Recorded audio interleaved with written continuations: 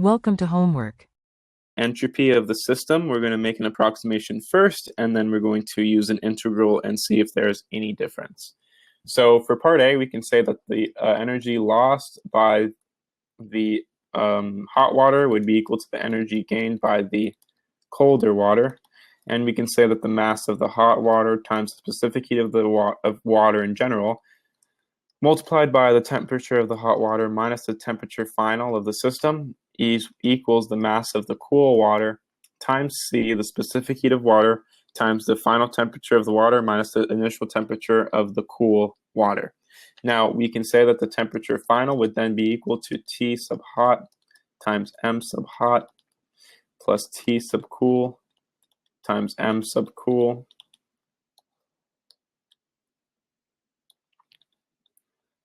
divided by the mass of the hot water plus the mass of the cool water, and we can solve. So this will be 38 degrees Celsius times 3.0 kilograms. This will be plus 12 degrees Celsius times 2.0 kilograms. And then this will be divided by 5 kilograms. And so we find that the final temperature of the system is going to be 27.6 degrees Celsius. Now, we can find the change in entropy of the cool water. This would be equal to the energy gained by the cool water divided by the temperature, the average temperature of the cool water. And this would be equal to the mass of the cool water times C times temperature final minus temperature subcool. This will be divided by 1/2 times the temperature cool plus the temperature final, and we can solve. So this will be equal to 2 times 4,186 times 27.6 minus 12, and then this will be divided by 1/2 times 285 plus 300.6 in Kelvin, of course. And so the change in entropy of the cool water would be equal to 446.0 joules per kilogram. Now, for the hot water, we have the heat transfer from the hot water divided by the average temperature of the hot water. This would be equal to the mass of the hot water times C times the temperature final minus the temperature of the hot water. This would be divided by 1/2 times the temperature of the hot water plus the final temperature of the system. And at this point we can solve. So this will be 3 kilograms times 4,186 times 27.6 minus 38, because it's a difference, we can just use Celsius. And then this will be divided by 1/2 times 311 plus 300.6, so 300.6, and 311 Kelvin plus 300.6 Kelvin. And we find that the change in entropy of the hot water will be equal to negative 427.1 joules per kilogram. And we find that the total change in entropy would, of course, be the change in entropy of the cool water plus the change in entropy of the hot water. And we find that this is 18.9 joules per kilogram. Now, that would be your answer for part A, but for part B, however, they want us to use integrals. So we can use the temperature.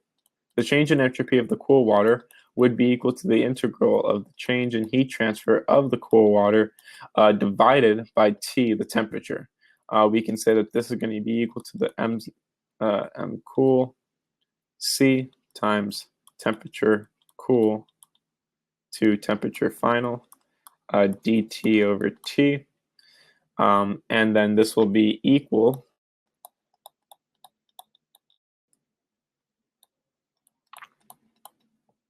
to M sub cool times C times ln of T final divided by T cool.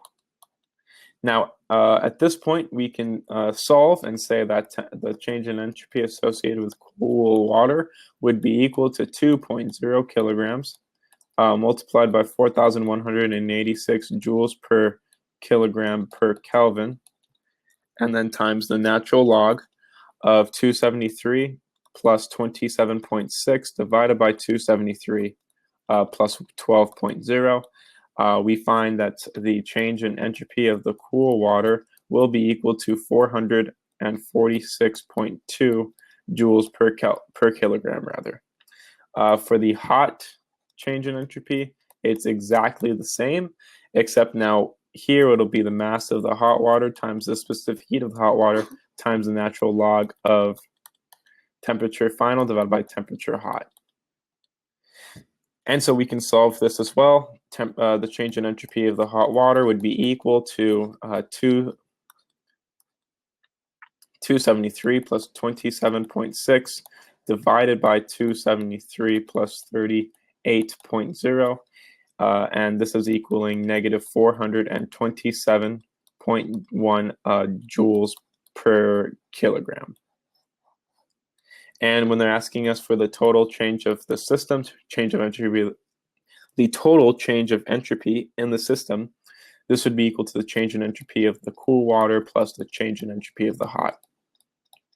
And this is equaling 19.1 joules per kilogram. So if this is what we found through integrating, which would be essentially the more accurate answer, the approximation is not too off. 18.9 to 19.1 is, of course, only 0.2 joules per kilogram off. And when dealing with joules, because it's such a small unit of energy, 0.2 joules doesn't really make the biggest of differences. It's always better to integrate because this answer is a bit more accurate, but as we can see, approximating the change in entropy is somewhat accurate as well. That is the end of the solution. Thank you for watching.